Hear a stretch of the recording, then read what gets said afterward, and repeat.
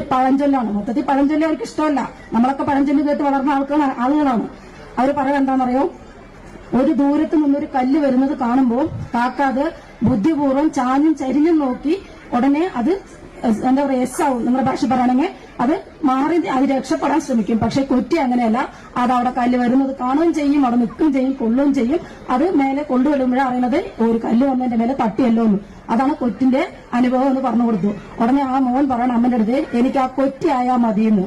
അപ്പൊ അമ്മ ചിന്തിച്ചു, എന്തുകൊണ്ട് നീ ആ കൊറ്റിയായാൽ മതി എന്ന് ചിന്തിക്കുന്നത്, കാക്കയല്ലേ നല്ലത് എന്ന് ചോദിച്ചപ്പോ, അല്ല, ജീവിതത്തിൽ ഒരു പ്രശ്നം വരുമ്പോൾ പെട്ടെന്ന് ഓടി ഒളിയുന്ന കാക്കയാണോ നല്ലത്, ഇല്ല ധൈര്യത്തോടെ നിന്ന് ഫേസ് ചെയ്യുന്ന കൊറ്റിയാണോ നല്ലത്? അപ്പൊ അമ്മയ്ക്ക് മറുപടി ഇല്ല. ഒരു അപകടം കല്ല് വരുമ്പോൾ മാറുന്ന കാക്കയാണ് നല്ലതെന്ന്. പക്ഷെ മോൻ ചിന്തിച്ചത് ജീവിതത്തിൽ ഒരു പ്രശ്നം വരുമ്പോൾ അത് ഫേസ് ചെയ്യണ കൊറ്റാണ്. രണ്ടുപേരും ചിന്തിച്ചത് വേറെ വേറെ ജനറേഷൻ ഗ്യാപ്പാണ്.